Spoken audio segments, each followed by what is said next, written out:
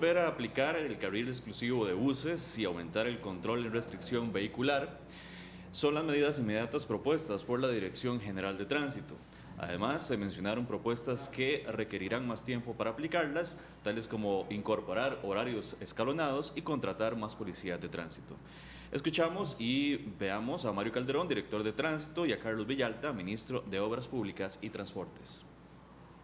Sí, tiene que ser un gran esfuerzo anuado al hecho de que Costa Rica registra 1.650.000 vehículos en su totalidad y todos, en su mayoría, el 70%, el 72% de esos vehículos pues ingresan o quieren ingresar a la capital.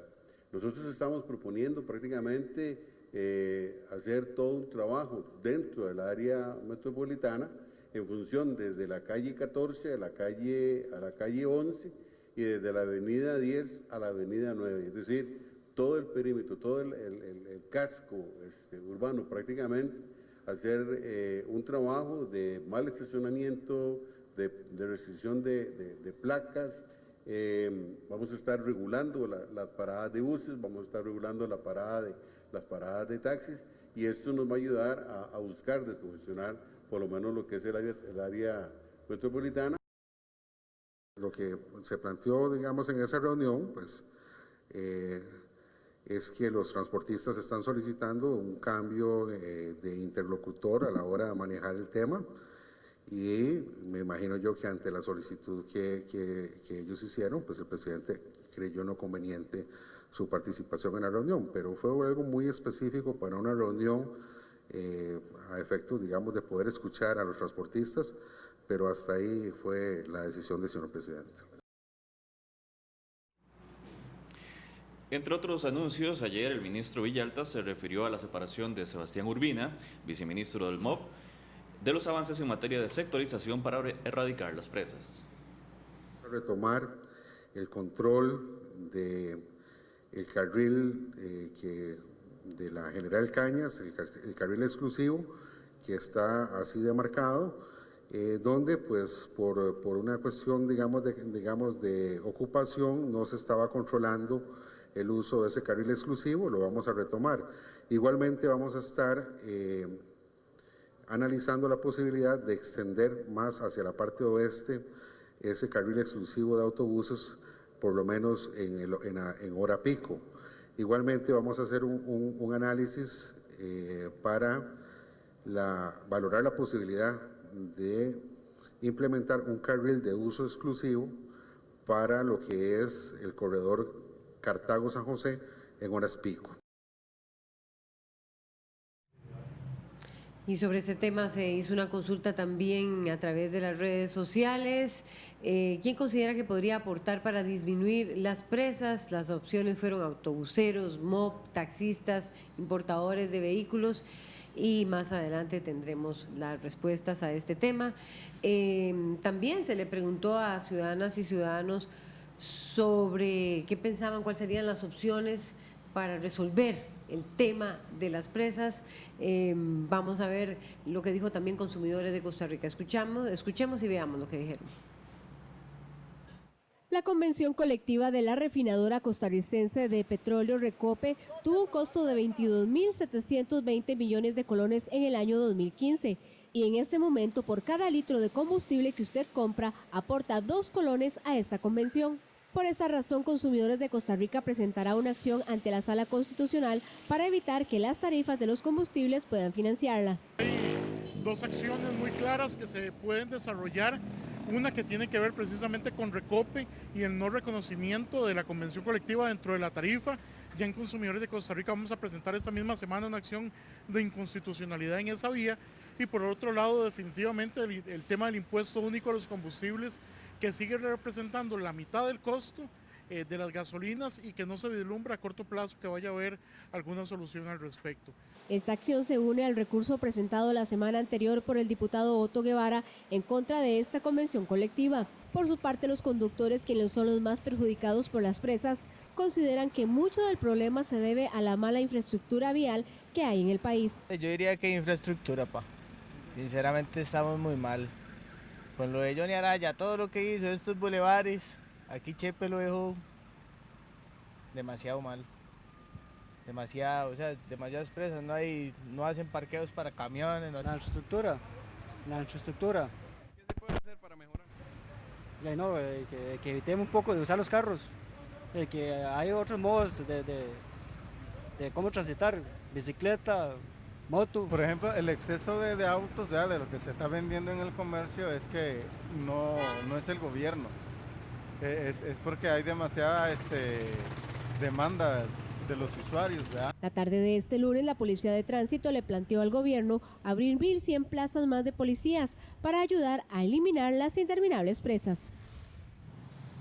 Bueno, hay propuesta de la Dirección de Tránsito y queríamos buscar reacciones, pero con diversos, más bien protagonistas que han estado involucrados con el tema del reordenamiento vial, con el tema de carreteras, con el tema, irnos un poco más allá de lo que fueron estas medidas anunciadas por lo menos ayer por la Dirección de Tránsito, y para ello nos acompaña el exministro de Obras Públicas y Transportes, Rolando Araya, don Eduardo Brenes, quien es arquitecto urbanista, ha estado en diferentes propuestas, la del PRUGAN, la más reciente, y nos va a estar acompañando vía live también Leonardo Merino del Estado de la Nación, porque él va a abarcar el tema de la contaminación, también del impacto que tiene esto. Bueno, ayer hubo anuncios y hubo dos informaciones interesantes.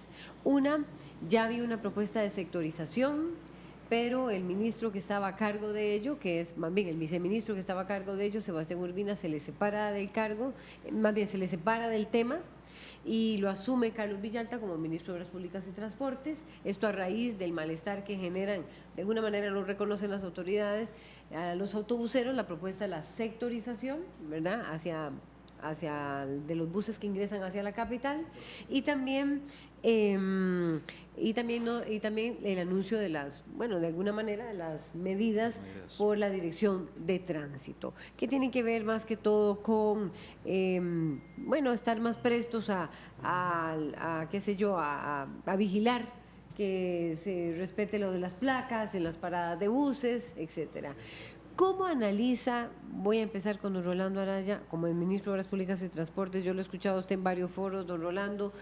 ¿Cómo analiza usted estas medidas y cómo analiza el desarrollo de este tema en lo que de acuerdo con lo que ha sucedido hasta ahora? Miren, para no gastar tiempo en otras cosas, todo ayuda, pero pretender arreglar el problema de tránsito con esas medidas es como combatir el Zika con aerosoles, ¿no? O sea, nada va a pasar. Si hacemos todo, incluida la sectorización, ¿no? Incluida la sectorización. Oiga, incluido que metamos a 6 carriles Cartago y que se haga toda la carretera Heredia. Eso ni cosquillas le hace al tema, ¿no? Aquí es un problema de mentalidad lo que tenemos nosotros. Este país tiene calles angostas porque tenemos ideas angostas, ¿no? Todo eso son ideas angostas, ¿no? Eso no va a resolver absolutamente nada. Y yo pensé que iba a venir hoy don Rodolfo Méndez, ¿no? Iba a estar. Lástima, porque él tiene una propuesta que dice que hay que restaurar la porción del gasto público destinado a carreteras. Y yo estoy de acuerdo con él, hay que hacer mucho en ese campo. Pero si esa fuera la solución, Miami no tendría presa, ¿no? En Miami cada semana inauguran una autopista, ¿no?, nueva, y ve uno que amplían y siguen las presas. Hay que ir, digamos, del norte de Miami, de Fort Lauderdale, a Hollywood Beach, digamos, al aeropuerto a las 4 de la tarde. Es sencillamente parecido aquí, con todas esas carreteras. Aquí hay un problema de mentalidad, ¿no? Ve la cantidad de carros que tenemos, ¿no? Pero claro, decía don Pepe Figueres que el problema del país es que tenemos paladar de champán y bolsillo de agua dulce, ¿no? Llenamos San José y el país de automóviles y no tenemos la mentalidad de que para eso hay que tener un gasto público adecuado para la cuestión vial. Pero hay otro problema de mentalidad, que eso, aquí de ampliar carreteras, es lo que yo llamo la solución de Estados Unidos, la solución gringa, que no es solución. Hay otra solución, que es la europea, que es un excelente transporte público. De manera que sectorización y paraditas y taxi y vías mayor exclusivas. vigilancia. Perdón, eso es aerosoles para combatir el Zika, ¿no? Aquí hay que pensar, no, digamos, incluso como sustituto, ¿no? No cabe un metro en el país porque los metros subterráneos, digamos, el mínimo deben ser ciudades de 4 millones de habitantes. Aquí Eduardo sabe más que yo de algunas de estas cosas y podrá corroborar, ¿no? Ya tranvía, como lo que propusimos en el MOP cuando yo fui ministro, que era un tranvía más rápido, digamos, entre Pavas y Curridabat, entre Guadalupe y Atillo, entre Desamparados y Luruca y Tibás Paso Ancho, era la solución para, digamos, los 80, los 90. Ya no, ya eso no da. Aquí habría que pensar en un metro aéreo que venga de Alajuela, que venga de Heredia, que venga de Cartago, que incluso llegarlo a Grecia, ¿no? Que no necesitaría en muchas partes ser aéreo, ¿no? Puede, donde no hay cruces, que pueda ir por superficie, que es mucho más barato. Bueno, y para eso no habría ni que gastar plata. Aquí se saca un concurso y vendrían empresas francesas como han venido Sofretud, que vino a hacer los estudios, norteamericanas, canadienses, inglesas, chinas, ¿no? Para que lo hagan en un año, ¿no? Esa es la solución. Lo demás es lucir que hacemos sin hacer nada, ¿no? La verdad que nada de eso va a servir Piensa para lo nada, mismo ¿no? Eduardo Brenes, quien me acuerdo allá en el 98 cuando usted hablaba de todo el reordenamiento de la capital, y estuvo también impulsando todo este reordenamiento de la gran área metropolitana. ¿Comparte usted esa opinión de Rolando Náñez, ministro de Obras Públicas? En gran medida. ¿Cómo ve estas medidas, Eduardo Brenes, arquitecto urbanista? Yo creo que es muy importante enfocarnos en el problema de la ciudad, y el problema de la ciudad no es exclusivamente de transporte, es mucho más complejo, pero definitivamente la movilidad es la vena, es la sangre que corre por las arterias, y por lo tanto si el organismo está esclerotizado no puede circular el flujo, y en este caso es el transporte. O sea, ve esencial el transporte público. Definitivamente, porque la ciudad tiene funciones fijas, que son los edificios, el comercio, las tiendas, los restaurantes, las casas, pero el llegar a esas funciones requiere movilidad, y para eso tenemos la peatonización, las ciclovías, el transporte masivo, el vehículo privado, el transporte de carga, los trenes, etcétera. O sea, hay todo un sistema que nos hace movilizarnos y alcanzar las metas de llegar a un objetivo o un destino. Cuando la ciudad se paraliza porque ya ese sistema arterial está colapsado, y colapsa aún más cuando tenemos incidentes o accidentes, estamos ante un comportamiento social que nos hace perder la dulzura del carácter cada segundo. Y eso no es necesariamente por falta de educación de la gente, eso es sencillamente un sentido de sobrevivencia. Aflora en nosotros el animal que tenemos adentro para llegar a ese destino, y no importa lo que haya que hacer, brincarnos un semáforo, pasar por las aceras, pasar por las zonas verdes, hacer el tercer carril que no existe, etcétera. Bueno, en el año 99 efectivamente se planteó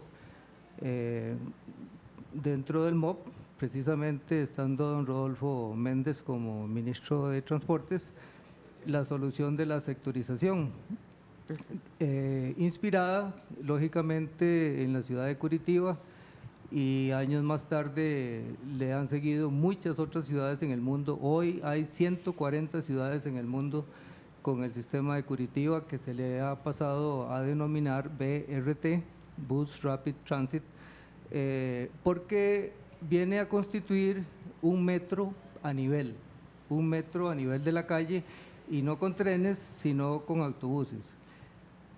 En el tema de transporte público, y como en toda materia técnica y científica, hay curvas para entender a qué obedece una tecnología en el transporte público.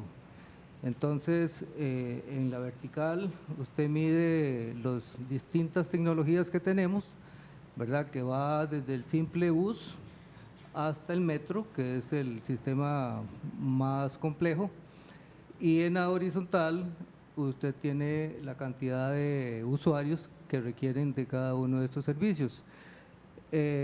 Cuando estábamos en el proyecto PRUGAM, que dicho sea de paso ha sido el proyecto que plantea una solución para la gran área metropolitana más complejo y más completo que hayamos tenido, ya desde ahí se analizó todas estas necesidades y la sectorización que se había ejecutado en cuanto a consultoría.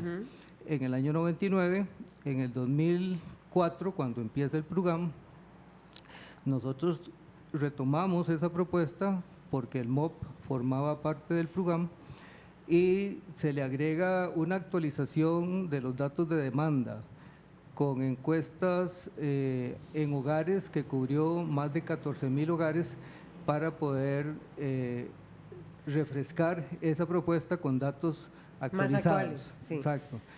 De ahí en adelante… Pero ¿sirve esa sectorización? No, no es si sirve, sino si serviría. Sí serviría. Que sirve, sirve. Ahora, el aumento de la flota vehicular… Pero los autobuseros ya están diciendo que no.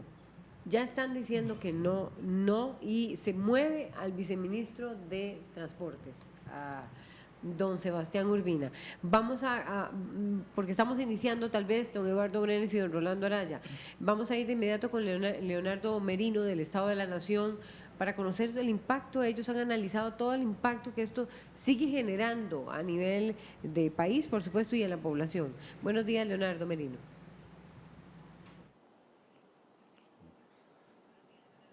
Buenos días a todos y a todas.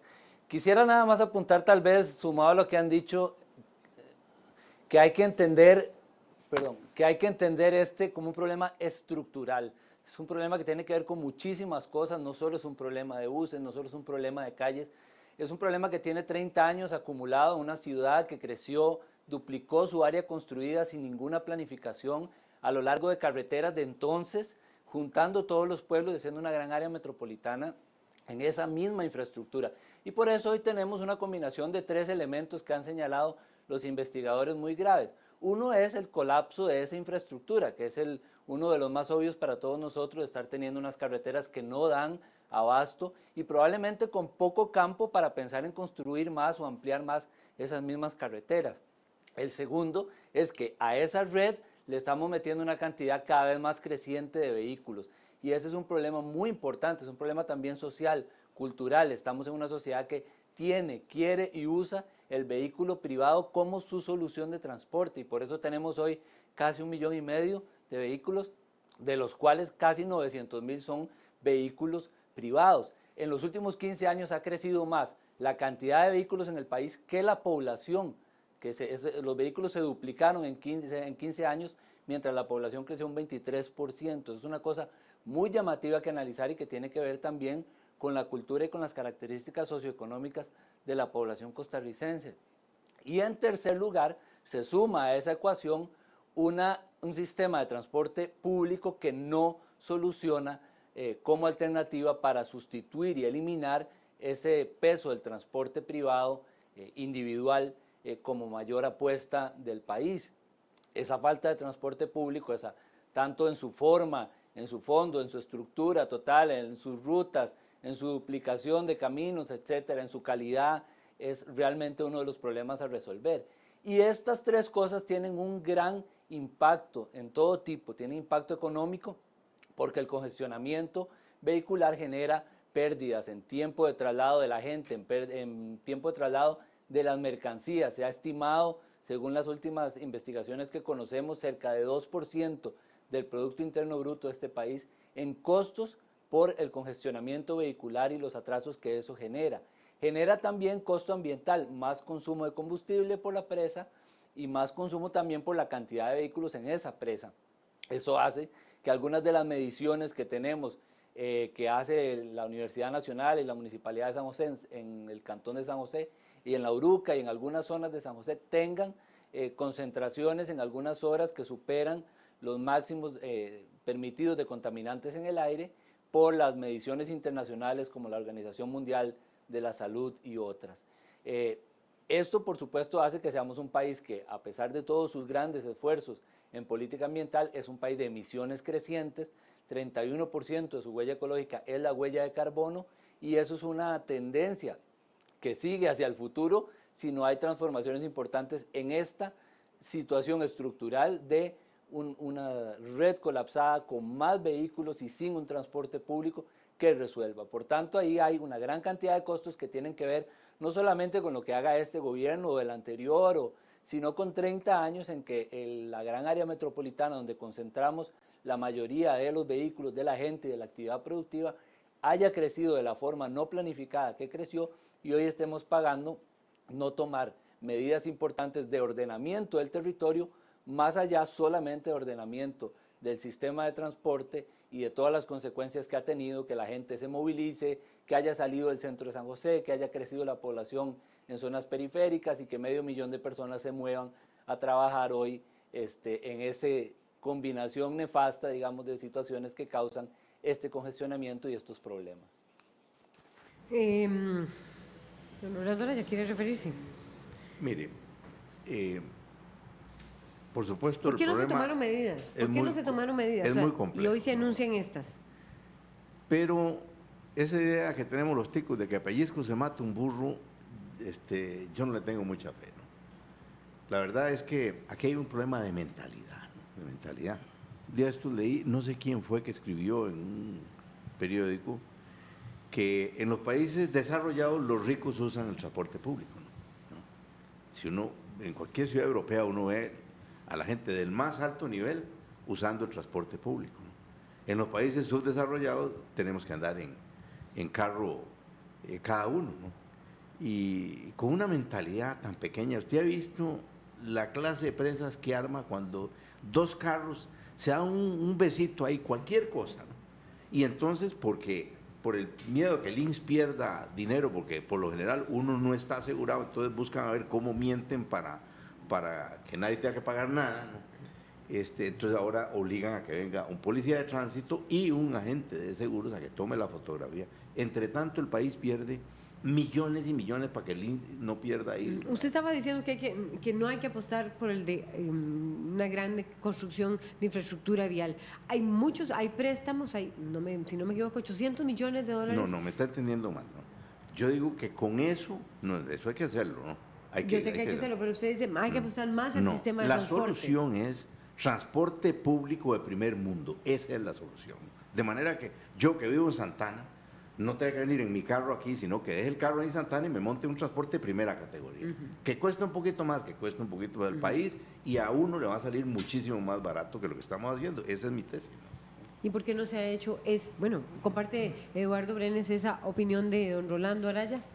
Definitivamente la solución de las ciudades es el transporte masivo, y eso no lo hemos querido entender. Eso no está ahora.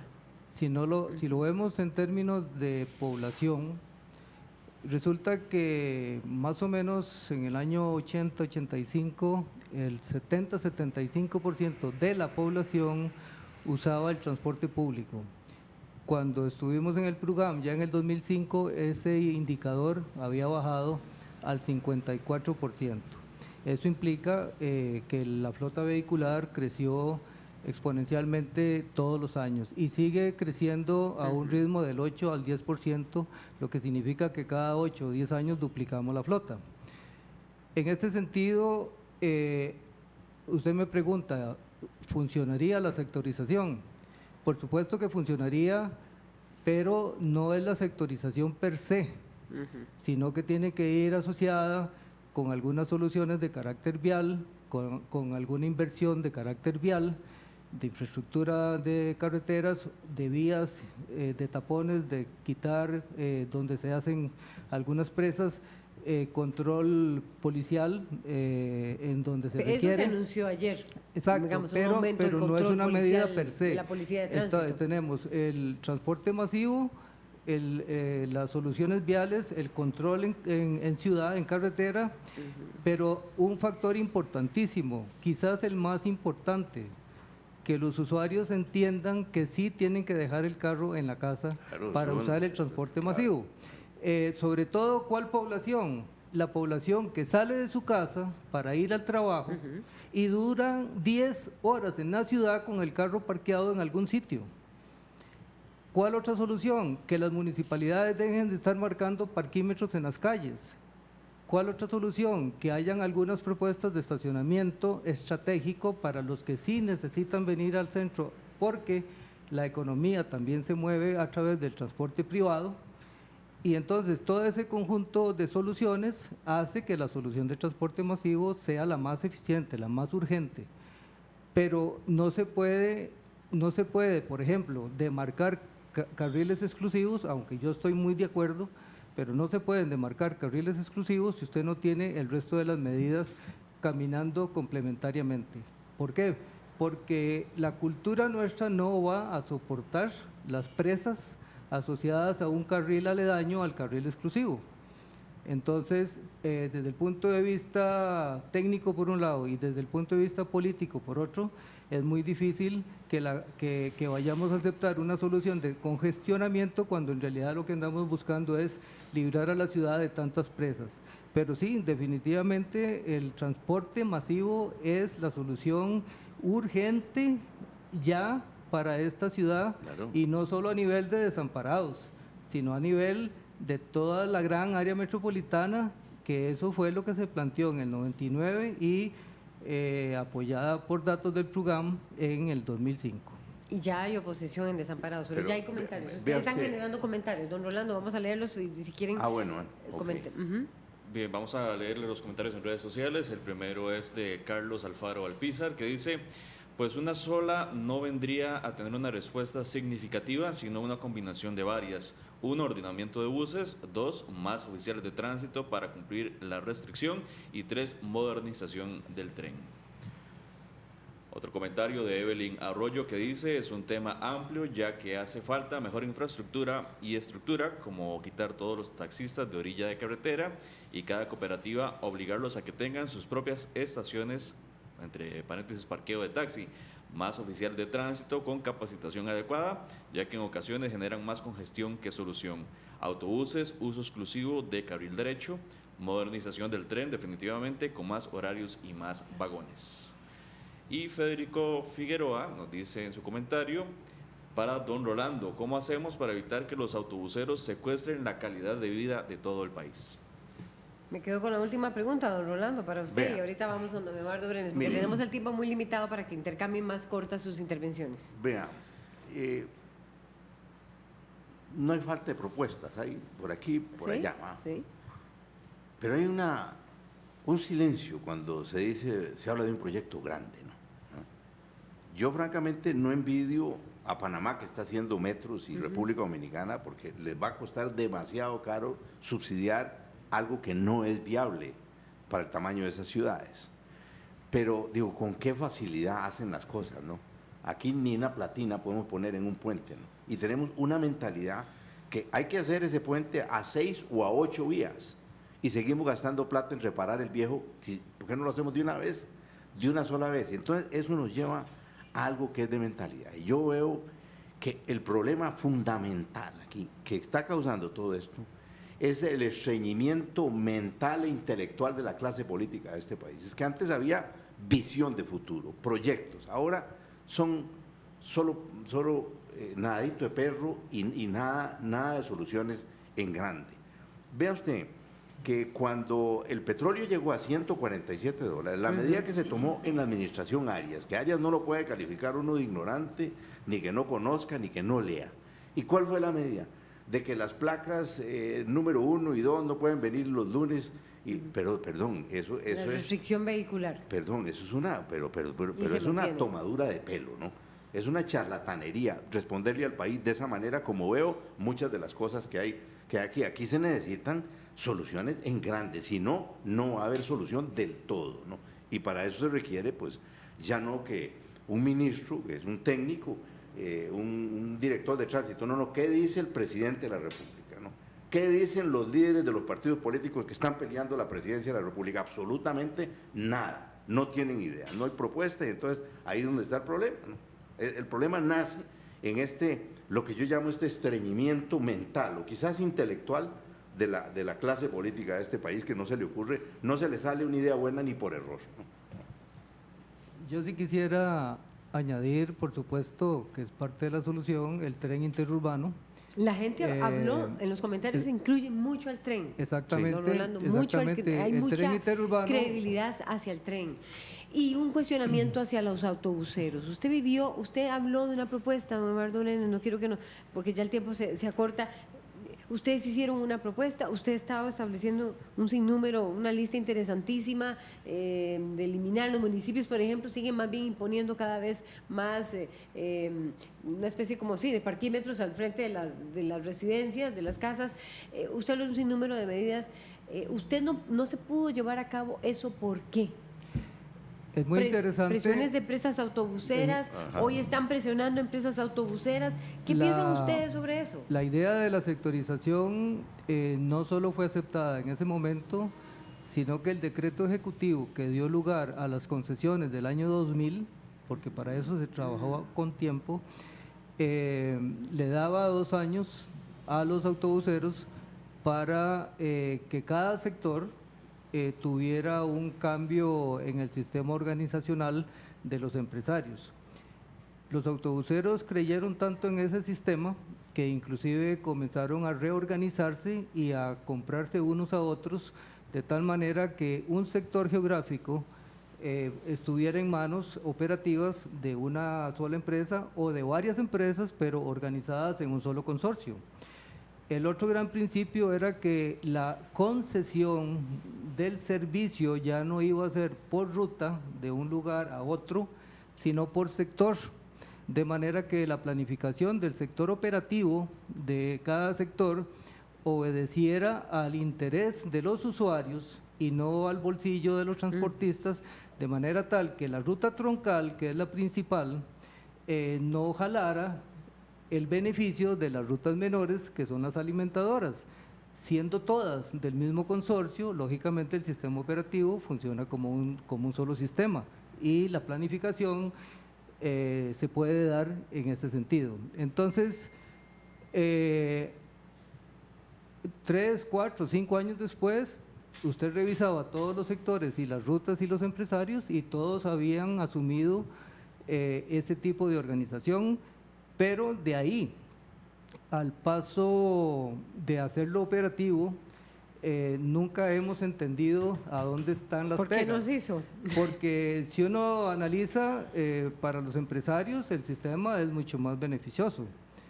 Si es para el MOB, aplicar el concepto de la sectorización, el freno que yo vería es la parte política de asociar un carril exclusivo o por lo menos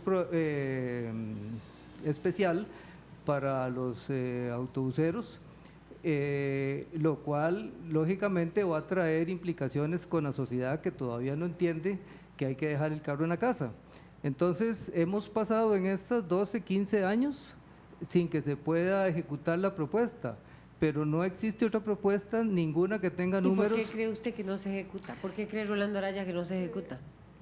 Vean, tenemos que ir eso no empezó aterrizando. hace 15 años, Eduardo. Yo recuerdo cuando yo era ministro que nos tocó aplicar, ya se hablaba de eso, de sectorización. Eso que usted está diciendo, yo recuerdo que en Pavas habían no sé cuántas líneas, o sea, dueños de línea, y se juntó en una sola. Laura, ni cosquillas le hizo al problema, ¿no? Nada de eso.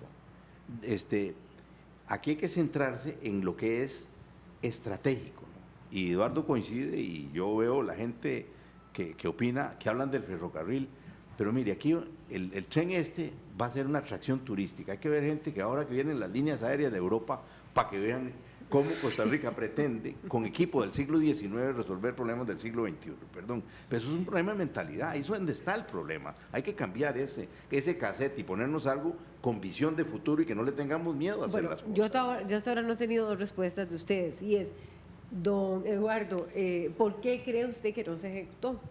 Porque hay anarquía en el país, ¿no? Aquí no manda nadie, ¿no? O porque Aquí no manda nadie. hay un silencio cómplice de esos políticos. Claro. Hay una o porque anarquía. se quiere beneficiar a los importadores de vehículos. Es posible. De Bueno, todos. ¿Por qué piensa Eduardo? Yo vengo sosteniendo desde hace mucho tiempo que en Tenemos un términos minuto. urbanísticos, en este país solo hay dos políticas públicas: la venta de automóviles y la venta de casas fuera de las ciudades. Que eso hace el problema mucho más grave, uno en cuanto al congestionamiento y la otra en la expansión urbana que seguimos dándola a pesar del planeamiento urbano que planteamos. Entonces, esas son las dos políticas públicas que yo conozco y que se aplican, ¿Y y qué a la mandan? perfección, porque ahí están todos los sectores representados. Y la población no tiene más opción que comprar casas en la periferia. Entonces, estamos extendiendo el problema año con año, ya no solamente al congestionamiento vial, sino a la extensión de la ciudad, en infraestructuras sumamente pobres. No tenemos una sociedad tan rica como los Estados Unidos y un territorio tan vasto como los Estados Unidos para aplicar ese tipo de urbanismo. Don Eduardo Brenes comparte la opinión de don Rolando Araya de que estas medidas anunciadas ayer, la misma sectorización, serán nada de perro. Yo creo que es insuficiente, pero hay que empezar. Y no se recorre un kilómetro sin caminar el primer metro.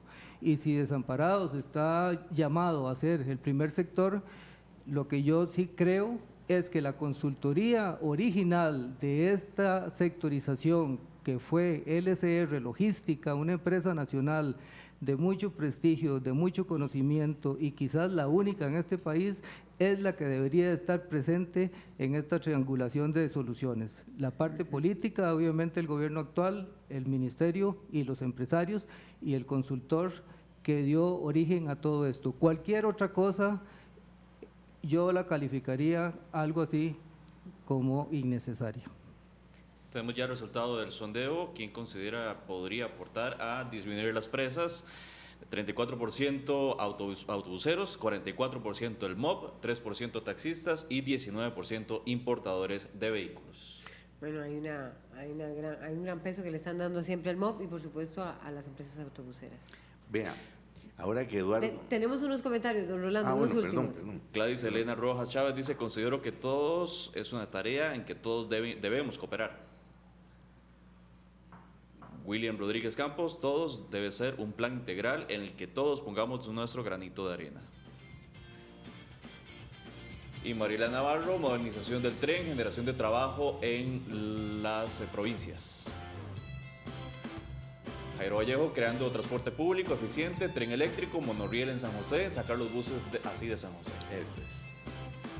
Y Mario Villalobos, otro comentario: de ahí solo hay un ente que tiene responsabilidad directa en las calles y ese es el que debe aportar, los demás pagan impuestos. Y Martín Santamaría nos dice: concesiones ya, San José Cartago, San José de San Ramón, San José Heredia, Ruta 32, Circunvalación, Ampliación 27 y Tren Interurbano. Bueno, esos son todos los comentarios que ustedes generaron y más que no tenemos ya tiempo de pasar. Les agradecemos al arquitecto urbanista Eduardo Brenes y al ministro de Obras Públicas y Transporte Rolando Araya. Muchas gracias. Nos vamos. Nos vamos. Buenos días. Buenos días.